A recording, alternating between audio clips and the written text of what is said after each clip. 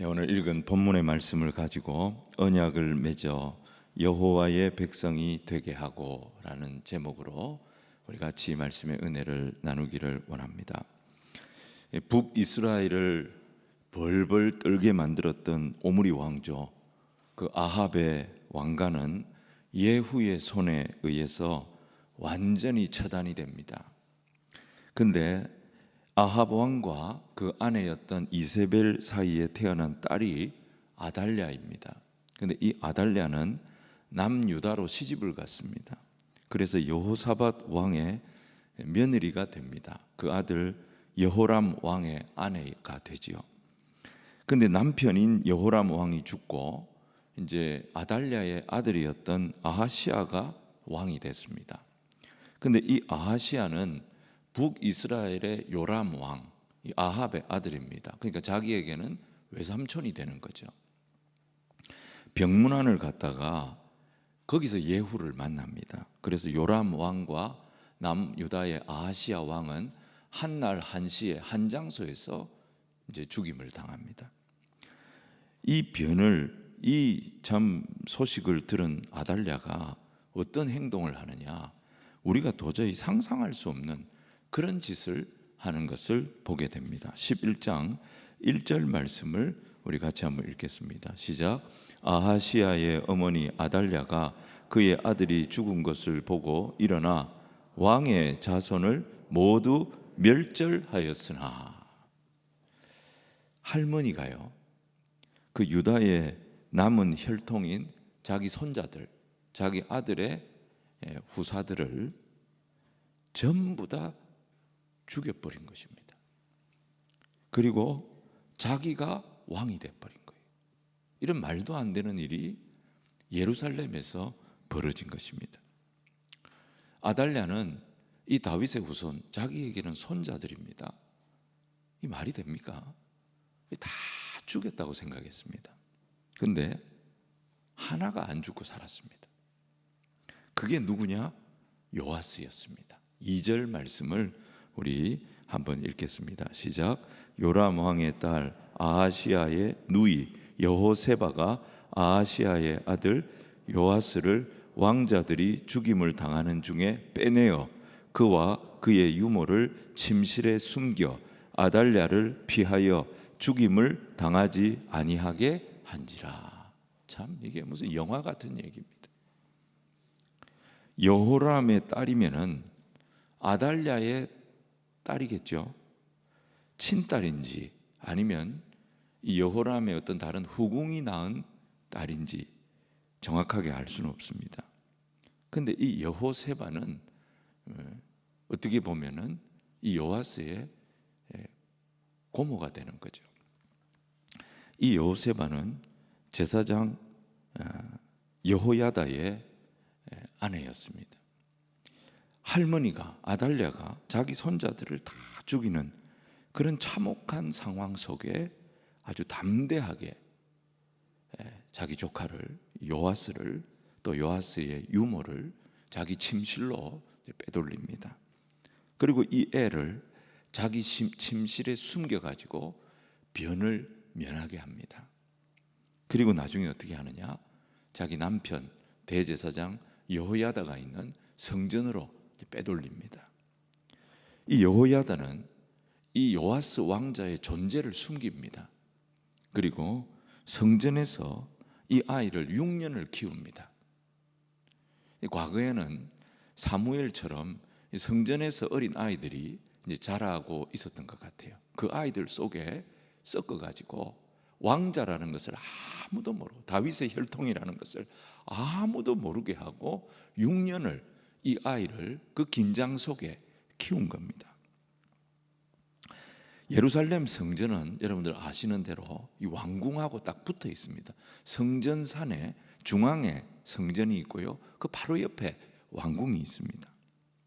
아달랴의 무서운 학살에서 살아남은 이 다윗의 유일한 씨가 그 왕궁 바로 곁에 있는 성전에서 지금 자라고 있었던 것입니다. 하나님 뭐라고 약속하셨습니까? 내가 다윗의 등불을 끄지 않겠다. 그 약속하셨던 언약 때문에 이 아이가 살아남은 거예요. 근데 그 약속을 다윗과 맺은 지 불과 몇 년 만에 이런 위기가 왔느냐? 130년 만입니다. 요아스가 7살이 될 때까지 아달랴가 통치를 하는데 6년을 예루살렘에서 통치를 합니다. 이 6년이 유다로서는 완전히 암흑기였습니다. 미친 할머니가요, 자기 손자들 다 죽이고 하나님 나라를 철저하게 짓밟은 것입니다. 아달랴는 다윗의 등불은 이제 다 꺼졌고 모든 것이 자기 손에 완벽하게 들어왔다라고 생각했습니다. 그리고 역대하 24장 7절 보면 성전을 완전히 폐허로 만들어 버렸어요. 근데 그 폐허가 된 성전 주일학교에서 누가 자라고 있었느냐? 한 다윗의 씨가 자라고 있었던 것입니다. 이 아이가 7살이 됐을 때 대제사장 여호야다가 이 성전을 지키는 백부장 7명을 비밀리에 모읍니다. 그리고 다윗의 씨가 끊어진 것이 아니다, 다윗의 씨가 살아있다, 이걸 밝힙니다. 그리고 이 사람들에게 충성서약을 받습니다. 그리고 6년 만에 요아스를, 이 다윗의 씨를 다시 왕으로 세우는 반정을 일으키고 나라를 되찾는 것이 11장의 내용입니다. 유다를 회복시키고 다윗 왕가를 지켜낸 중심 인물이 누구냐? 바로 이 대제사장 여호야다였습니다. 그리고 그의 아내였던 여호세바였습니다. 이 이름이 역대기에는 여호세바핫이라고 나오죠. 전후 좌우를 아무리 봐도 이 시대는 어떤 시대냐? 절망의 시대였습니다. 하지만 이들은 그 절망의 시대 한복판에서 다시 하나님의 나라를 살려내는 그런 일을 한 것입니다. 여호야다는요, 안식일을 거사일로 잡습니다. 왜냐하면 안식일에는 왕궁이 쉬기 때문입니다. 그리고 백성들이 안식일에는 성전에 제일 많이 모이는 것입니다. 그리고 안식일에는 제사장들이 교대를 합니다. 이 반차가 교대를 합니다. 그래서 이제 일을 마치고 나가는 제사장이 있고 또 일을 감당하기 위해서 들어오는 제사장이 만나는 날이 안식일입니다. 그래서 안식일에는 보통 때보다 제사장의 수가 2배가 되는 것입니다. 여호야다는 이 2배가 되는 제사장들을요, 전부 다 칼과 무기를 줘서 무장을 시킵니다. 원래 제사장들은 사람을 죽이는 일을 하는 사람들이 아닙니다. 근데 이스라엘을 되찾기 위해서, 하나님의 나라를 되찾기 위해서 대제사장 여호야다와 레위 지파의 제사장들이 칼을 들었던 것입니다. 오늘 본문의 병행 구절이라고 볼 수 있는 역대하 23장의 7절 말씀을 우리가 같이 한번 읽겠습니다. 시작. 레위 사람들은 각각 손에 무기를 잡고 왕을 호위하며 다른 사람들이 성전에 들어오거든 죽이고 왕이 출입할 때에 호위할지니라 하니. 결국 누가 앞장을 섭니까? 제사장들이 앞장을 선 거예요. 여호야다가 앞장을 섰고요, 레위 지파 제사장들이 용기를 냈던 겁니다. 이들이 목숨을 걸고 앞장을 섰고 여호와 하나님의 백성들이 끝까지 이들을 지지하고 충성스럽게 함께합니다. 그래서 잃어버릴 뻔했던 다윗의 나라를 다시 회복하게 됐던 것입니다. 아달랴가 이 다윗의 후손들 다 죽일 때 하나님 나라는 속수무책으로 무너질 것 같았습니다. 그런데 하나님 나라는 여러분 그렇게 허망하게 쓰러지지 않습니다. 세상이 아무리 강해 보이고 교회가 아무리 약해 보여도 하나님의 나라는 그렇게 허망하게 무너지지 않는다는 것입니다. 오늘 말씀 보면요, 하나님께서 그 무너져가는 하나님의 나라를 어떻게 회복시키시는지, 거기에 하나님께서 어떤 요소를 사용하시고 어떤 사람들을 사용하시는지를 보여주시는 말씀이 오늘 이 본문의 말씀인 것입니다. 자, 하나님 나라가 회복되는 첫 번째 요소가 뭐냐? 마음이 불붙는 사람을 하나님 사용하십니다. 오늘 이 여호야다의 개혁에 대해서 우리가 이런 질문을 할 수가 있습니다. 제사장이 칼을 드는 것이 맞느냐는 것입니다. 제사장이 혁명을 일으키는 것이 맞느냐는 것입니다. 제사장이 이렇게 칼을 들고 혁명을 해도 되느냐는 것입니다. 제사장은 말씀의 부흥을 일으키고 예배의 부흥을 일으켜야 할 직분인데 이 제사장들이 칼을 들고 정권을 뒤집는 이런 일을 하는 것이 과연 옳은가 하는 것입니다. 우리가 또 이런 얘기를 잘 합니다. 교회는 하나님을 만나는 곳이기 때문에 교회가 세상 일에, 세상 정치에 너무 깊이 개입하면 안 된다, 이런 생각을 갖고 있습니다. 또 우리가 이런 말을 잘 합니다. 교회는 하나님 보러 오는 거지 사람 보러 오는 거 아니다, 이런 말을 우리가 종종 씁니다. 여러분, 교회가 뭡니까? 교회로 번역이 되는 이 헬라어 단어는 에클레시아라고 하는 단어입니다. 여러분, 이 에클레시아라고 하는 단어는 부름받은 사람들의 모임을 말하는 것입니다. 구별된 자들의 모임을 말하는 것입니다. 근데 이게 중국어 성경을 거쳐서 한글로 번역이 되면서 가르칠 교자가 들어가 버렸어요. 그래서 교회가 가르치는 모임처럼 되어버렸어요. 학교죠. 근데 원래 의미는 에클레시아, 부름받은 자들, 구별된 자들의 모임이라, 이런 의미입니다. 그러니까 교회라는 말 자체에 뭐가 들어있습니까? 사람들의 모임이라는 의미가 들어있는 것입니다. 하나님은 무소부재하시기 때문에 어디든지 계십니다. 우리가 하나님만 만나야 한다면 굳이 이런 어려운 시기에 교회에 나와서 예배를 드릴 이유가 없는 것입니다. 근데 교회로 모여야 하는 이유가 어디에 있는 것입니까? 하나님을 예배하는 사람들의 모임이 교회이기 때문에 그런 것입니다. 그래서 교회는 하나님 보러 오는 곳이지 사람 만나러 오는 것이 아니라는 말은 맞는 말이면서 또 틀린 말입니다. 교회는 사람이 모이는 곳입니다. 사람이 모이는 곳이지만 사람을 만나는 것을 목적으로 하는 모임이 아니기 때문에 그런 것입니다. 여러분, 교회가 되려면, 교회로 모이려면 먼저 우리가 모이는 목적을 최소화해야 됩니다. 예배하기 위해서 모여야 합니다. 기도하기 위해서 모여야 합니다. 조금 더 모이는 이유를 확대한다면 선교하기 위해서, 복음 전하기 위해서, 신앙의 교제를 나누기 위해서, 봉사하기 위해서, 다음 세대를 신앙으로 키우기 위해서 모이는 것입니다. 근데 이게 누가 하는 것입니까? 다 사람이 하는 것입니다. 그래서 중요한 게 뭐냐? 교회로 모일 때 가장 중요한 것이 뭐냐? 내가 먼저 좋은 예배자가 되는 것입니다. 내가 먼저 좋은 기도자가 되는 것입니다. 내가 좋은 봉사자가 먼저 되는 것입니다.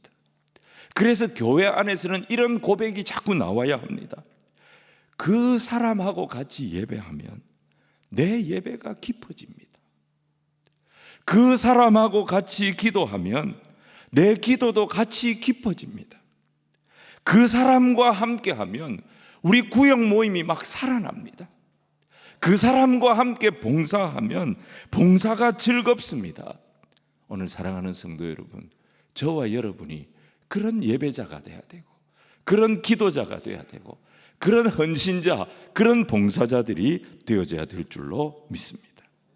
모임에 불을 붙이는 사람, 그분이 있으면 그분이 예배하는 모습을 보기만 봐도 은혜가 돼가지고 내 예배가 깊어지고, 그분이 기도하는 옆에만 있기만 해도, 그 기도를 듣기만 해도 내 기도가 다시 살아나기 시작하고, 그분이 봉사하는 모습을 보면 내가 감동이 되어져서 나도 함께 주의 몸된 교회를 섬기고 싶고, 모임에 불을 붙이는 사람, 그런 사람들이 교회 안에 내가 돼야 된다는 것입니다. 그래서 여러분, 교회에는 양면성이 있습니다. 분명히 하나님 만나러 교회 나옵니다. 근데 동시에 하나님의 사람을 만나기 위해서 교회에 나오는 것입니다. 사람을 통해서 일하시는 하나님, 그 하나님의 선하심을 계속 나눌 수 있는 그런 성령의 공동체, 살아있는 공동체, 그 공동체가 우리 공동체가 되어져야 될 줄로 믿습니다. 우리는 여호야다의 개혁을요, 이런 관점에서 볼 수 있어야 됩니다. 제사장이 칼을 드는 게 맞느냐, 제사장이 혁명을 일으키는 게 맞느냐, 이게 핵심이 아닙니다. 대제사장 여호야다는 지금 다윗의 씨를 중심으로, 어린 요아스를 중심으로 이 교회 공동체인 남유다를 성령의 공동체로, 이 조직을 지금 다시 살리는 일을 하고 있는 것입니다. 사탄이 어떻게 했습니까? 아달랴를 사용해 가지고 예루살렘의 예배를 죽여버렸습니다. 말씀이 사라지게 만들었습니다. 성도들이 어떤 존재인지 자기 존재감을 다 잊어버리도록 만들었습니다. 교회를 세상으로 만들어버린 것입니다.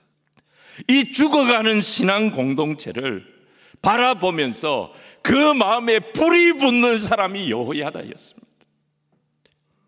그래서 여러분, 중요한 게 조직이 아닙니다. 중요한 것은 사람인 것입니다. 교회 안에서 이 신앙의 본질을 지키려고 하는 사람, 신앙의 본질이 사라져가는 것 때문에 애통하며 하나님 앞에 부르짖는 사람, 오늘 그 사람이 주의 몸된 교회 안에 필요할 줄로 믿습니다. 오늘 우리의 마음이 어디를 향하고 있습니까? 하나님을 향해 불붙는 마음이 있습니까? 모이면 예배가 일어나고, 모이면 기도가 살아나고, 모이면 찬양이 터져나오고, 모이면 누가 뭐라고 하지도 않았는데 헌신할 힘이 일어나고, 이게 본질이 살아있는 공동체인 것입니다. 교회의 리더들은 계속해서 기도하면서 우리 교회 안에 이 본질이 살아있는가, 이 본질 때문에 살아 움직이는 역동이 우리 교회 안에 있는가, 이것을 계속 확인하고 또 확인해야 하는 것입니다. 교회의 모든 조직은 이 신앙의 본질을 지켜나가기 위해 만든 겁니다. 근데 열심히 모이기는 모이는데 내가 속한 조직이 왜 모이는지 잘 모르겠다. 옛날부터 모여왔기 때문에 모이기는 모이는데 왜 모이는지 모르겠다. 이 신앙의 본질을 향한 역동이 우리 모임 안에서 있는지 없는지 모르겠다. 그러면 그 조직은 변화가 필요한 것입니다. 교회의 변화는 뭡니까? 결국 하나님 말씀으로 돌아가는 것입니다. 말씀으로 돌아가려고, 신앙의 본질로 돌아가려고 몸부림치는, 불붙는 사람들이 우리 안에 있다면 아무리 시대가 험하고 악해도 주님은 그 사람을 사용하십니다. 그 사람이 여호야다였습니다.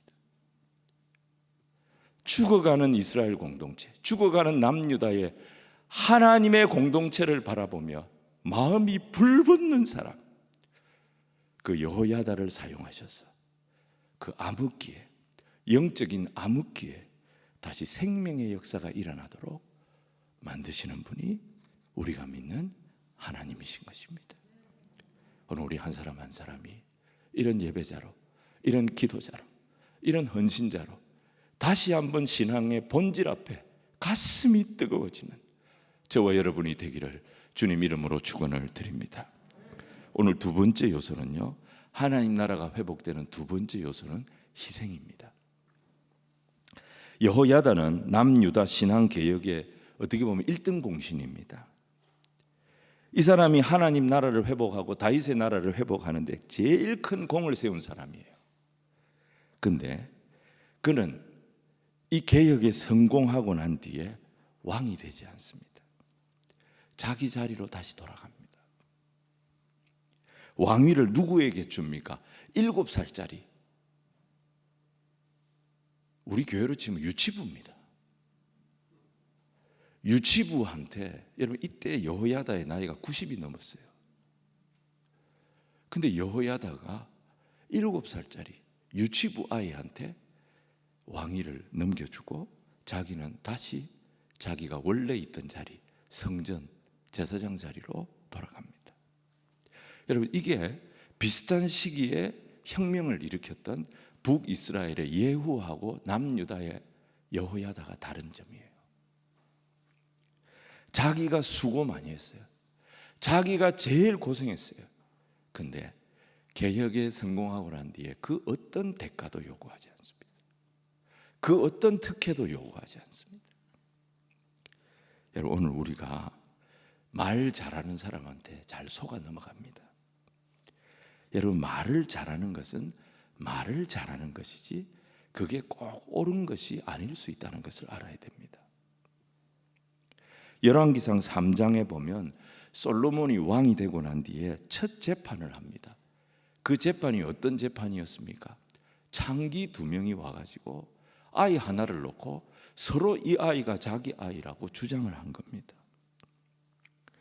여러분, 그때 진짜 자기 목소리 내면서 논리적으로 또박또박 탁월하게 말 잘했던 사람이 누구였습니까? 이 아기를 훔친 여자였습니다. 솔로몬은 누가 말을 잘하느냐, 거기에 흔들리지 않았습니다. 솔로몬은 무엇을 보았습니까? 누가 이 아이를 진짜 사랑하느냐, 누가 이 아이를 살리기 위해서 자기 권리를 포기하느냐. 이 두 여인 중에 자기를 포기하고 자기 권리를 포기하고 억울한 가운데서도 모든 것을 다 내려놓고 이 아이의 생명을 살리겠다는 그 여인이 누구냐? 솔로몬은 그걸 찾았습니다. 그 사람이 이 아이의 진짜 엄마였습니다. 우리가 세상을 볼 때 세상은 논리를 가지고 싸웁니다. 누구의 논리가 그럴듯하냐, 이것 가지고 싸우는데요, 여러분, 논리라고 하는 것은 전부 다 허구입니다. 자기 주장을 관철시키기 위해서 만든 껍데기입니다. 자기 속내를 그럴듯하게 포장하기 위해서 만든 껍데기예요. 진짜 우리가 무엇을 볼 수 있어야 되느냐, 그 속을 볼 수 있어야 하는 것입니다. 저 사람이 진짜 하나님을 사랑하는가? 저 사람이 진짜 주의 몸된 교회를 사랑하는가? 아니면 자기 자리를 사랑하는가? 자기 명예를 사랑하는가? 자기 이익을 노리는 자인가? 그 속을 볼 줄 알아야 한다는 것입니다. 여호야다의 개혁은요, 자기 희생이 있는 개혁이었어요. 아무 대가를, 이익을 구하지 않는 개혁이었어요. 그래서 이 개혁을 하나님이 기뻐하신 겁니다. 사람은 속일 수도 있고 또 속을 수도 있습니다. 근데 하나님 어떤 분입니까? 우리의 중심을 보시는 분이라 그랬습니다. 하나님은 절대 사람에게 속지 않습니다. 그래서 칼을 드느냐 칼을 안 드느냐, 이게 중요한 것이 아니고요, 사탄은 항상 우리의 방법론을 공격하거든요. 여러분, 칼을 든다는 게 뭡니까? 그게 공의를 실현하겠다는 거지 않습니까? 공의를 세우겠다 그렇게 말하면 사탄은 어떻게 공격하느냐? 사랑이 없네, 이렇게 공격합니다. 사람 주저앉히는 거예요. 그러면 사랑을 얘기하겠습니다. 그러면 뭐라고 합니까? 기준이 없네, 원칙이 없네, 이렇게 김을 빼면서 공격하는 거예요. 여러분, 사랑과 공의가 어떻게 다 만족이 될 수 있습니까? 답은 십자가밖에 없는 것입니다. 십자가가 뭡니까? 인간의 죄를 향한 하나님의 공의의 칼이 십자가입니다. 근데 그 칼날이 누구를 향합니까? 남을 향하는 것이 아니고 그 칼로 하나님은 자기 자신을 쳐버리신 것입니다. 여러분, 이게 십자가입니다. 그래서 이 세상에 있는 모든 불의의 입을 다 막아버린 것이 우리 예수님의 십자가인 것입니다. 십자가 외에는 이 세상의 문제를 해결할 방법이 없습니다. 이 십자가가 뭐냐? 모든 사람들의 주장을 다 짊어지고 내가 죽는 것이 십자가입니다. 내가 희생하는 것이 십자가입니다. 내가 손해보는 것이 십자가입니다. 여호야다는 이 길을 간 거예요. 어떤 이익도 구하지 않았습니다. 역대하 23장 1절을 보면요, 이게 병행 구절이거든요. 여호야다가 거사를 준비하면서 23장 1절에 이런 구절이 있더라고요. 여호야다가 용기를 내어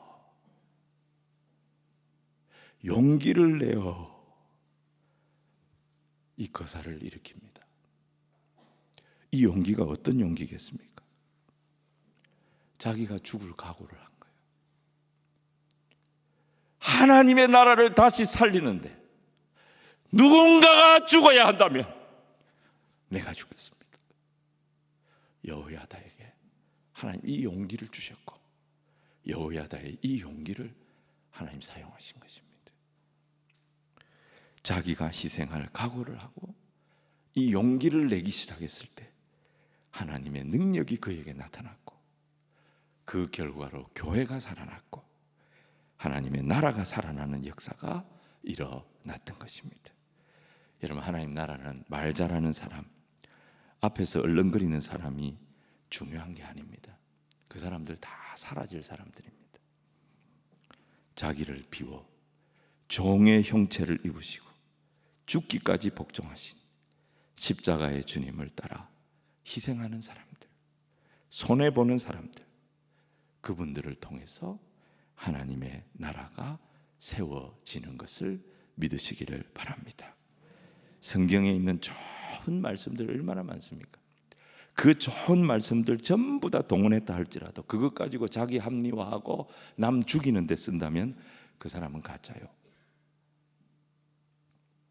너무너무 평범한 한 구절 말씀이라 할지라도 세상에 그 말씀이 요한복음에 있는지 누가복음에 있는지도 모른다 할지라도 그 말씀 한 구절 붙잡고 그 말씀 때문에 십자가 앞에 나를 쳐서 복종시키는 사람이 있다면 그 사람이 진짜요. 모든 문제를 해결하는 성령의 능력이 그를 통하여 이루어지게 될 줄로 믿습니다. 오늘 세 번째는요, 하나님 나라가 회복되는 세 번째는 백성이에요. 백성이 중요해요. 여러분, 북이스라엘의 예후의 개혁이나 남유다의 여호야다의 개혁이나 비슷한 시기에 일어났습니다. 또 둘 다 아합의 남은 무리들을 다 멸절시키는 개혁이었습니다. 근데 이 두 가지 개혁의 공통점은 위로부터의 개혁입니다. 예후의 개혁은 왕과 장군들이 주도했잖아요. 여호야다의 개혁은 제사장들이 주도했잖아요. 근데 여호야다의 개혁에는 북이스라엘에 없는 그룹이 등장합니다. 그게 누구냐? 백성들입니다. 자, 우리가 오늘 읽었습니다만 17절 말씀, 11장 17절 말씀 우리 같이 한번 읽겠습니다. 시작. 여호야다가 왕과 백성에게 여호와와 언약을 맺어 여호와의 백성이 되게 하고 왕과 백성 사이에도 언약을 세우게 하매 그랬습니다.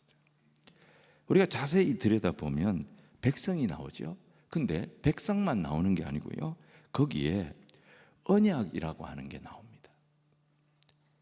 언약을 맺었다, 언약을 맺었다, 이게 계속 나옵니다. 그리고 이 언약 관계가요, 삼각관계라는 것을 알게 됩니다. 우린 삼각관계 별로 안 좋아하죠. 그런데 이 삼각관계예요.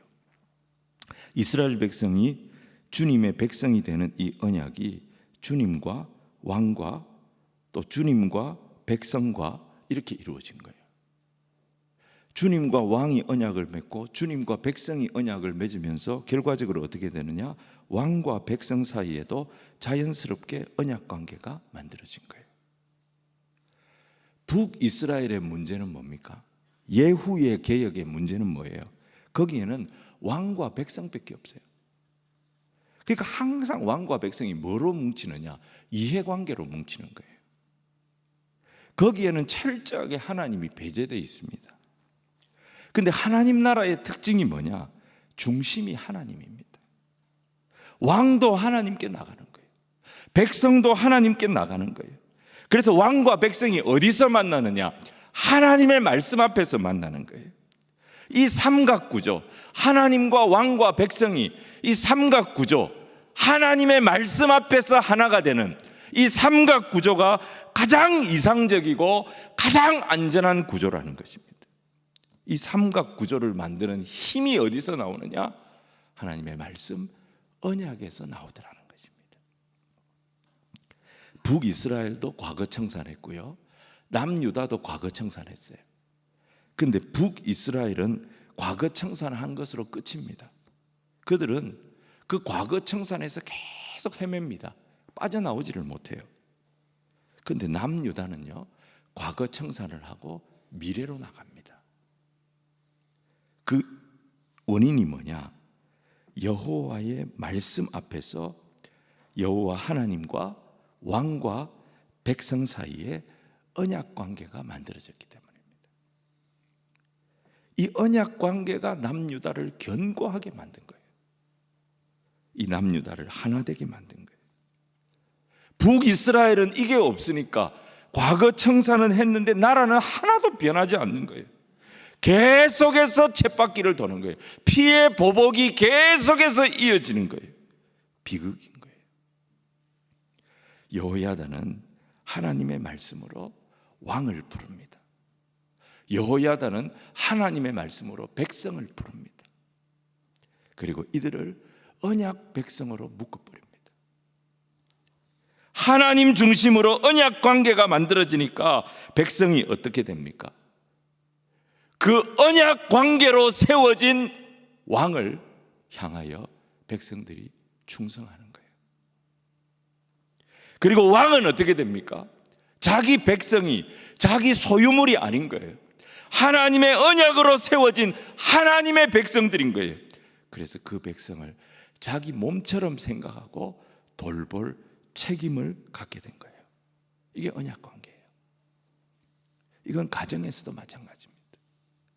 부모가, 아빠가, 엄마가 하나님을 섬깁니다. 그리고 자녀를 바라보는데 이 자녀 하나님, 우리가 낳았지만 우리의 소유물 아닙니다. 하나님이 주신 선물이고 하나님 우리에게 맡기셨으니 우리는 청지기입니다. 그러니까 부모는 어떻게 합니까? 자녀를 노엽게 하지 않고 오직 주의 교훈과 주의 훈계로, 나의 논리와 나의 경험과 나의 지식으로 하는 것이 아니라 주의 교훈과 주의 훈계로. 왜? 하나님의 자녀이기 때문에. 양육할 사명을, 책임을 갖게 되는 것입니다. 자녀도 마찬가지죠. 왜 부모에게 순종해야 되느냐? 순종하면 좋고 순종 안 하면 용돈을 못 받으니까. 그러니까 힘이 없는 거예요. 부모와 자식의 관계가 힘이 없는 거예요. 부모와 자식의 관계도 당근과 채찍 관계가 되는 거예요. 여러분, 그거는 순종하는 게 아니라 반응하는 겁니다.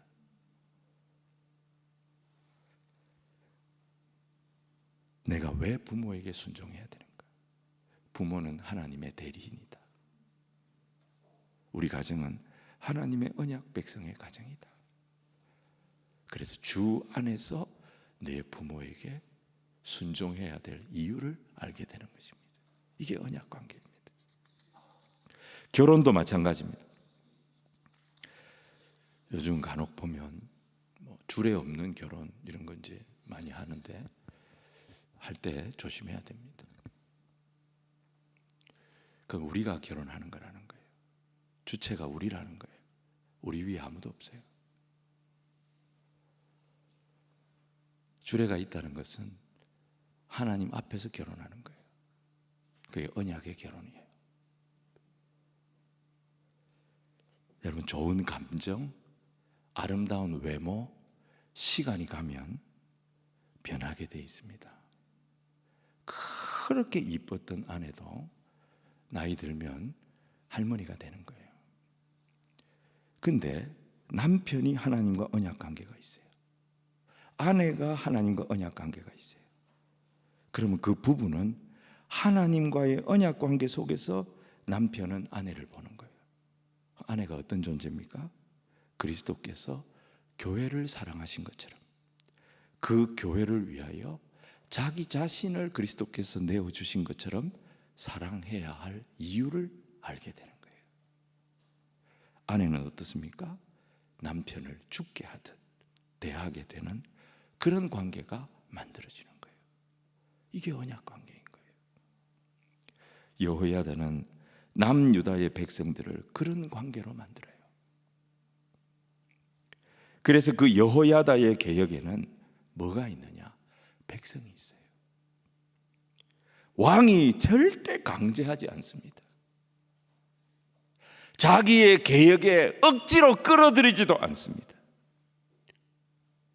이들이 이 나라가 어떤 나라고, 내가 이 나라에 어떻게 백성이 되어졌고, 백성이 됨으로 하나님과 우리의 관계가 어떻게 되어졌는가, 이것을 말씀을 통해 확인하게 될 때에, 여러분, 여호야다의 개혁은 더 이상 제사장의 개혁이 아닙니다.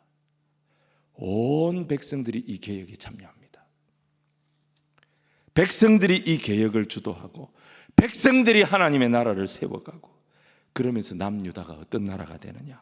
온 백성이 즐거워하고 온 성에 샬롬이 충만한 그런 나라가 됩니다. 18절, 19절, 20절 우리 같이 한번 읽어보겠습니다. 시작. 온 백성이 바알의 신당으로 가서 그 신당을 허물고 그 제단들과 우상들을 철저히 깨뜨리고 그 제단 앞에서 바알의 제사장 맏단을 죽이니라. 제사장이 관리들을 세워 여호와의 성전을 수직하게 하고 또 백부장들과 가리 사람과 호위병과 온 백성을 거느리고 왕을 인도하여 여호와의 성전에서 내려와 호위병의 문 길을 통하여 왕궁에 이르매 그가 왕의 왕좌에 앉으니 온 백성이 즐거워하고 온 성이 평안하더라. 아달랴를 무리가 왕궁에서 칼로 죽였더라.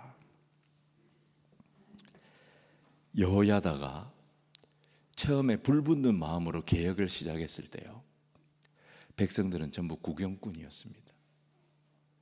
저 제사장이 뭘 어떻게 하는가 한번 보자, 구경꾼이었어요.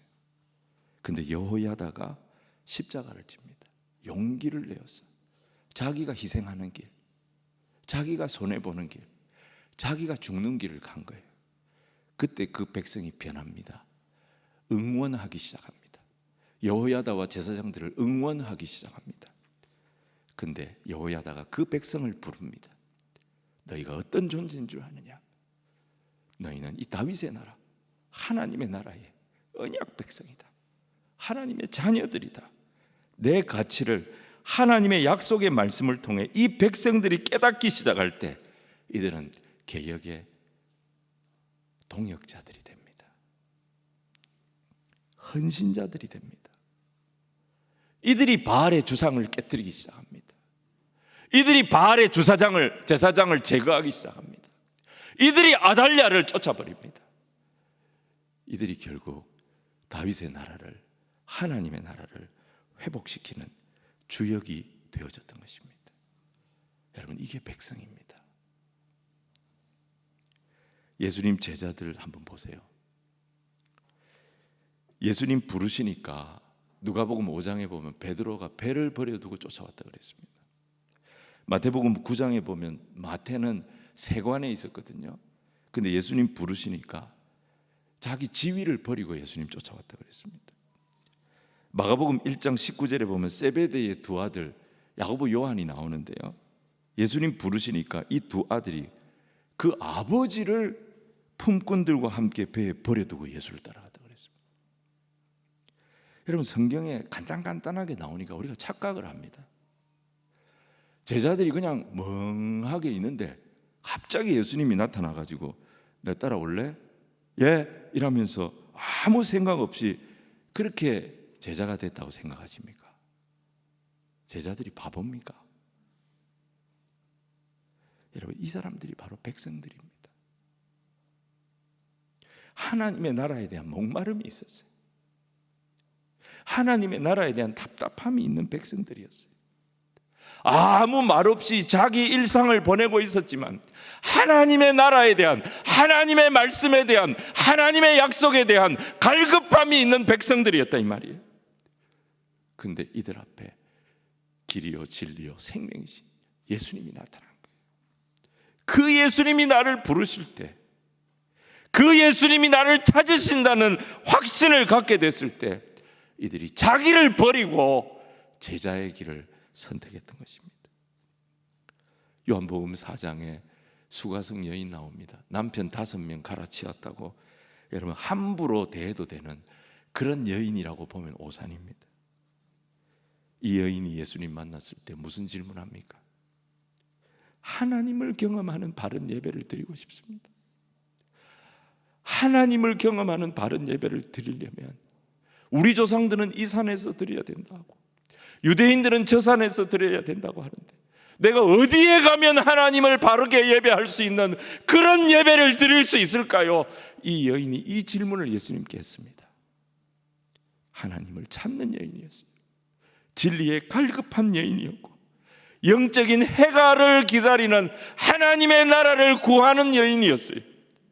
여러분, 이게 백성들입니다. 이들에게 생명의 말씀이 부어지고 이들에게 하나님의 말씀이 부어졌을 때, 그래서 하나님 앞에 내가 어떤 존재인지 알게 됐을 때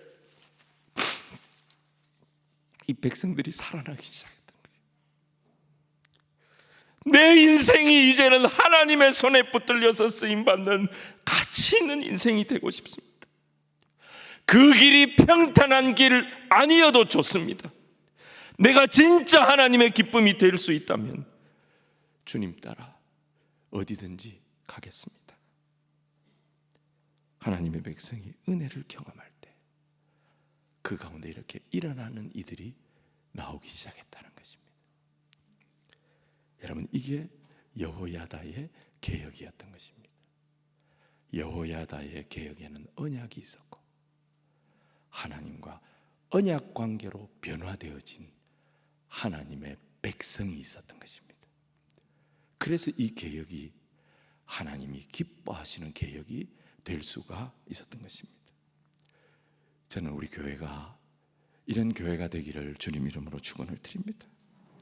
주일마다 하나님의 말씀이 선포가 될 때, 그 언약의 말씀을 통해 세상 속에서 내가 하나님의 백성인지 세상 사람인지 구별이 되지 아니하고 나의 약함 때문에 하나님의 영광이 아무것도 드러나지 않는 것 같지만 그래도 내가 하나님을 사랑합니다, 이 목마름을 가지고 주님 앞에 나온 성도들의 심령이 해갈이 되어지면서 하나님의 백성의 자존감을 회복하고 기뻐하며 새로워지는 그런 교회, 하나님 나라 위에 기쁨으로 헌신하고 세상을 이겨나가는 거룩한 성도들의 공동체, 이런 교회로 세워지는 저와 여러분이 되기를 주님 이름으로 축원을 드립니다.